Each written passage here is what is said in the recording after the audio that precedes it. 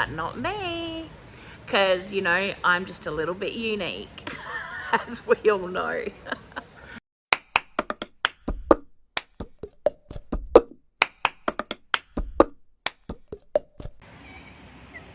Hi there everyone, I just wanted to give you an update, and I know that I'm at the interchange, which is noisy, but I'm actually supposed to be facing this way so that you can hear and see the pretty ducks and the water and the sunset. Not quite happening, because if I want you to see me, you can't see the sunset. Anyway, it's a bit better. I wanted to share with you, actually, there's a lot of traffic. I might try somewhere else.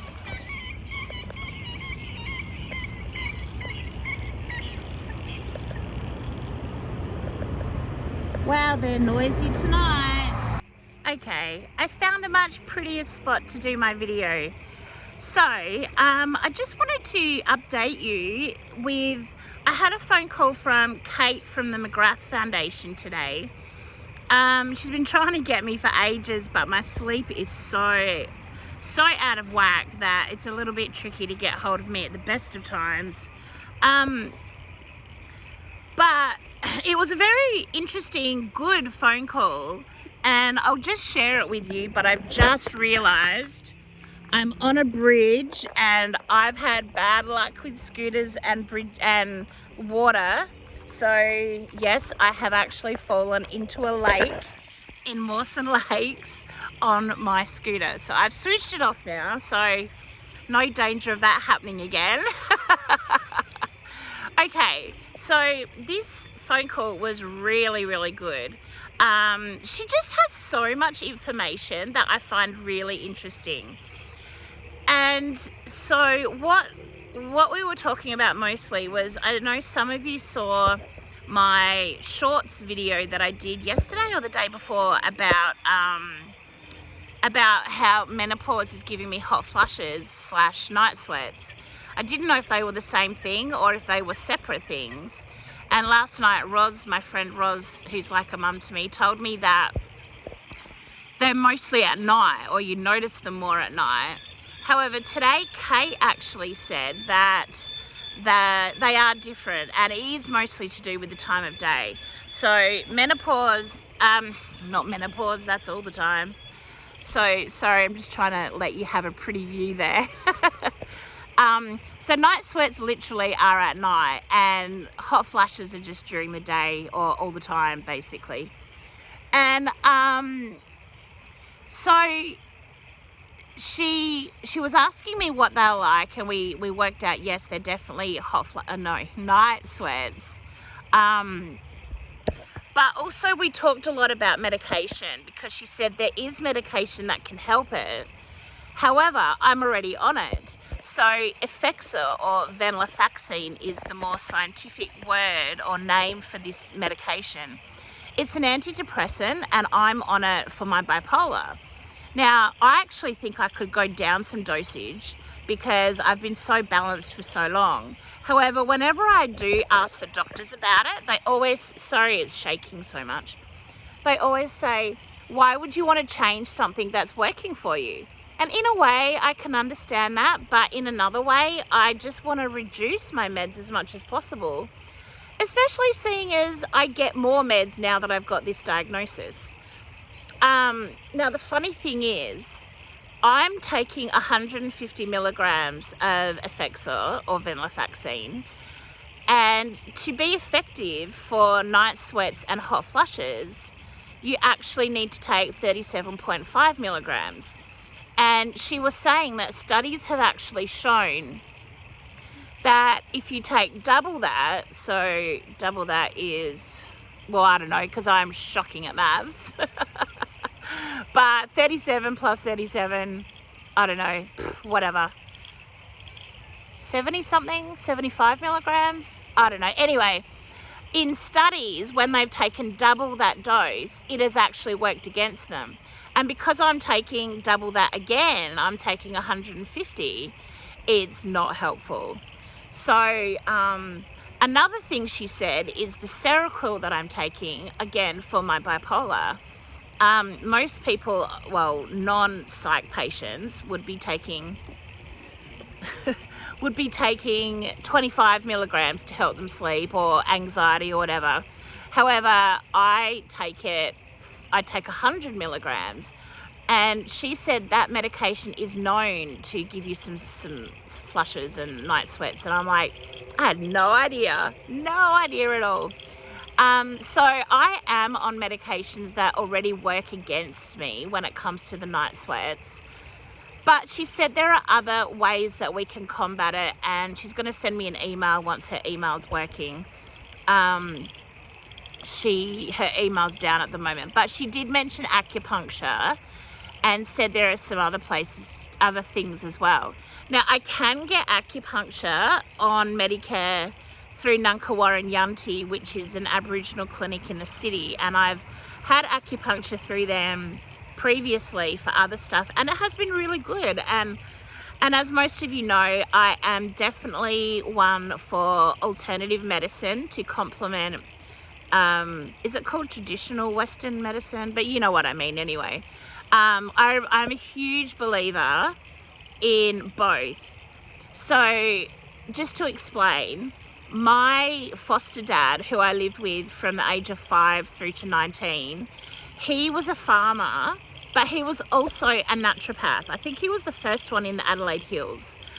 And so all the things that are kind of in at the moment, the fads and diets and whatever, like that was our normal growing up. So things like apple cider vinegar, it's such a big thing now in the health world.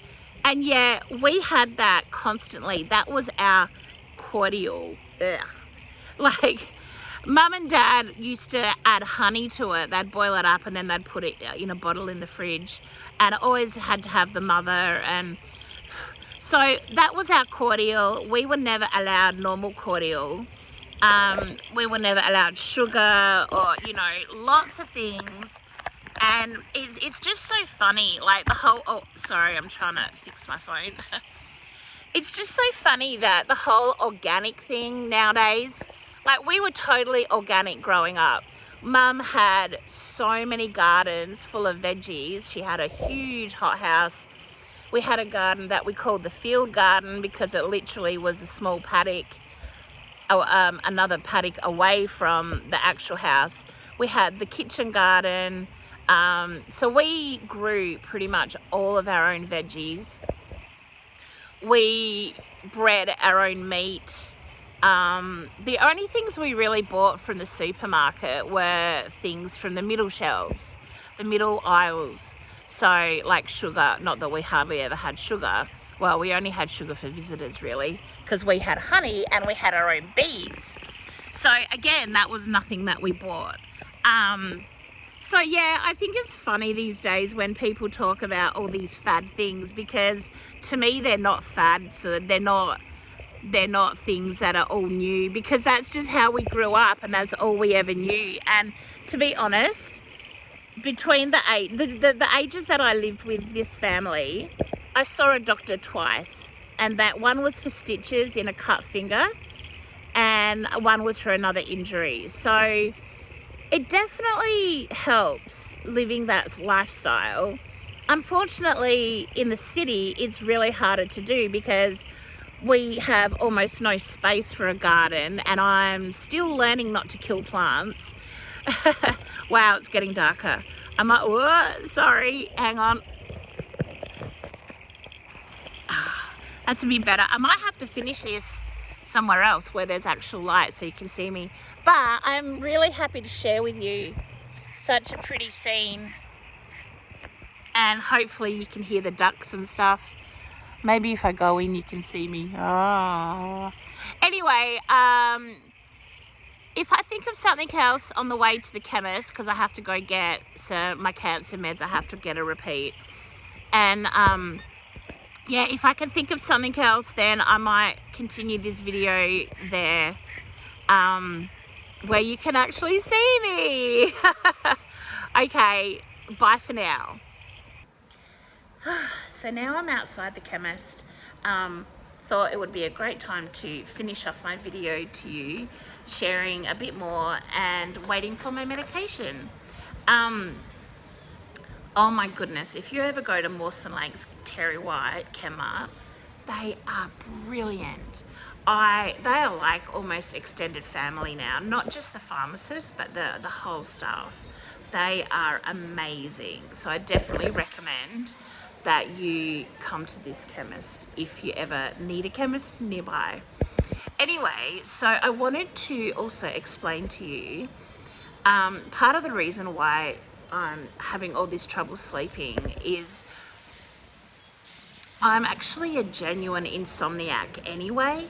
So you know when you were little and you get put to bed at like 7:30 at night, well, I would still be awake to see my sister Vicky's digital clock say 111, and yeah, I would always be awake. And growing up, I'd get into trouble because I'd be reading, because what else can you do when you don't sleep? And so nowadays, that's why I take the Seroquel at 100 milligrams. I used to sometimes have hallucinations when I was really sick mentally, but not anymore. Nowadays, it's just a way to help me sleep, because literally, if I don't have it, I just don't sleep. A couple Saturdays ago, I was at my friend's house, and the last tram that they said was coming never came until it was too late for me to get the train in the city. So I went back to her house and I just didn't sleep. She gave me melatonin, which should help most people sleep, but not me, because, you know, I'm just a little bit unique, as we all know. So yeah, really frustrating. I literally just don't sleep if I don't take my Seroquel. And even if I do, there are still maybe 2-3 nights, sorry, I'll switch it off. 2 or 3 nights a month that I still don't actually get any sleep at all, like literally none. And so yeah, I definitely am an absolute genuine insomniac. So I can't really lower the dosage of that Seroquel for the night sweats, because then I just won't sleep. I would love to be able to reduce my psych meds because I'm doing so well. Mentally, I've been really well for ages, like a few years.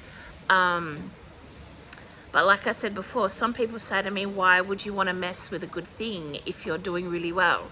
And that's true, but I guess it harks back also to the way my dad brought me up is, you know, use medications as a last resort. And that's why often I'm in pain. And I was talking to my friend Anne on the phone, who is a bit of an invalid at the moment, and we were talking about the painkillers that she's on and how they're affecting her. And I said, so I was sharing a little bit about, you know, how I take opiates sometimes for my lupus, and the fact that I'm in a really bad lupus flare at the moment.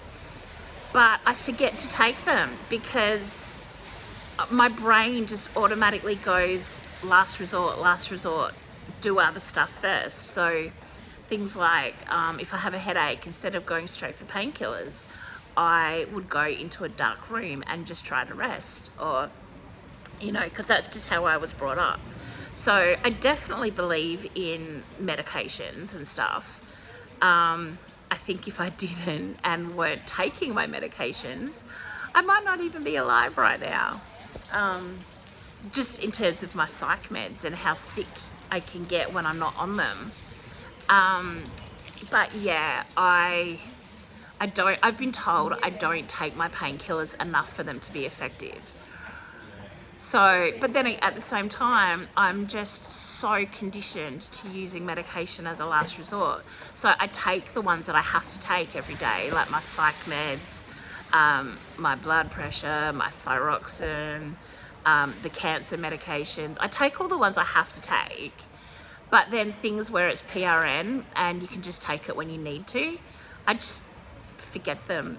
And like even today, I said to my friend on the phone, oh, I might actually try endone tonight and see if that will help, because at the moment, not only am I having the night sweats stopping me from sleeping, I am also in a pretty bad lupus flare, so I'm having a lot of pain, and also fibro pain as well. I've got a really bad bursitis in my shoulder, and that has been giving me so much curry at the moment. So another thing that is stopping me from sleeping. So as you can hear, I have a lot going against me when it comes to sleep right now. And even before all this, like even a few years ago, the doctors were saying to me, look, just get sleep whenever you can. If you're not sleeping at night, get it during the day. And because there was a lady that just walked past with a pram, and the cute little fella, he had his beanie down here and he was like this trying to look out under it. It looks so cute. I guess such a little fella never thought to actually lift it up, and maybe his mum didn't notice, but that just looked so funny. Very, very cute. Anyway, oh, now I forgot what I was even saying. So anyway, what I'm basically trying to say is sleep is a huge issue for me, and it has been my whole life. And so when I have lupus flare, fibro flare, bursitis flare, night sweats, and I'm also a genuine insomniac, yeah, oh, that's what I was saying. And the doctors would just say, look, doesn't matter when you sleep, if you can get sleep, then sleep. Just because if I don't get enough sleep, then I'm actually in danger of getting manic. And I haven't been manic for a long time, even though some of you might disagree with that. But no, I can still get quite excitable, but not manic. There is a difference. So yeah, sleep scares me, to be honest, because getting sick enough to get manic, that scares me. So, and I guess it's fear in the past that has always made me stay on my medications, but also I have a pretty good head, and my brain knows that even if I'm going well, I need to stay on them to stay well. Not like some who think, oh, well, I'm doing really well, I don't need my medications. I've never thought that way, so thank the Lord. Yeah, so sleep, it's just a huge issue for me at the best of times. And lately I know that I've been really hard to contact, because even like, because I'm only going to sleep usually between 4:30 and 6:30 sometimes. So, and it doesn't matter, like I take my medication earlier and earlier and earlier, and I'm still not getting to sleep. So it's very frustrating, because if it's not, put the fan on, 10 minutes later, oh, I'm icy cold, curl up under the quilt, and now I'm suddenly so hot, I'm sweating through my pajamas, put the fan on, blah, blah, blah, over and over and over. That's how my night goes right now. But it's also, oh, just when I'm dropping to sleep, I'm either having to throw the quilt off, put the fan on, or remove, like just move, because my shoulder hurts so bad, or my leg hurts so bad. I have this one spot where I got a biopsy years ago when they were diagnosing my lupus, and the area where they did the biopsy, I just get such pain even to this day, and so that often keeps me awake. So yeah, night sweats in the whole mix is really, it's not my friend. Sleep is not my friend. But I guess that's the break. So if you do have trouble getting hold of me, that is why. I'm probably sleeping during the day. I can, you know, sometimes I'm sleeping till 5 or 4. I'm trying really hard to get up by 2 or even 1 o'clock, but right now it's really hard to, yeah, everything's all over the place. And like I said, I will sleep if I can, just because of that fear of mania. It's huge. So anyway, I think I keep repeating myself, and I'm so sorry for that. But I just wanted to catch you up on the phone call with Kate, the nurse, who is just such a gem. She is so friendly and lovely, and she just makes you feel really good and supported. She makes you feel really supported, and that's really lovely. And you know, you really do need to feel that sometimes. And I know that I have my lovely church family who are supporting me, and other friends who are just wonderful. And this group here, the people in this group, really, the group on Facebook, I mean, they're all so fantastic. But it's really nice to know that there's actually a professional who is going above and beyond to help you understand things that you might not understand. And yeah, she's just really fantastic. So I really do thank God that he's put her in my life as one of the professionals to help support me through this cancer experience. All right, well, I'm gonna go see if my medications are ready. I hope you all have a lovely evening / day whenever you're watching this. And I really hope that you are staying warm if you are in the Southern Hemisphere, especially in Adelaide, because it's so cold this year. I don't normally feel the cold, maybe because I'm bigger, or I don't know, but even when I was young, I always felt the heat more than the cold. And that's when I wasn't overweight. That's when I was a skinny mini as a kid. But yeah, the cold, even I'm feeling the cold big time this year. So I've got my gloves. Joan, just a quick shout out, don't stress. I do have my scarf, my gloves, and my big fat jacket. So on the way home, I will be warm. And when I get home, I will make a hot water bottle and hop into bed just to warm up my feet. And then I'll be fine. My lovely friend Joan, she really she worries about me gallivanting around in this weather, especially if it's in the evenings. And we did have, I don't know if I've already told you this, I got 2 heaters from the reject shop about a month ago. One for Mick in his room and one for me. And they both died already. I'm spewing. So I'm gonna have to try and get some kind of heating in the next week or so, because I can't just spend all my life hopping into bed as soon as I'm frozen just to warm up, because then I tend to fall asleep. If it's during the day, if it's at night, of course I'm not going to sleep. Come on, this is me. So it is annoying. Anyway, I'm going to finish because I'm now rambling. So look after yourselves, and yeah, stay warm, or if you're in the Northern Hemisphere, stay cool and have a great one. Bye.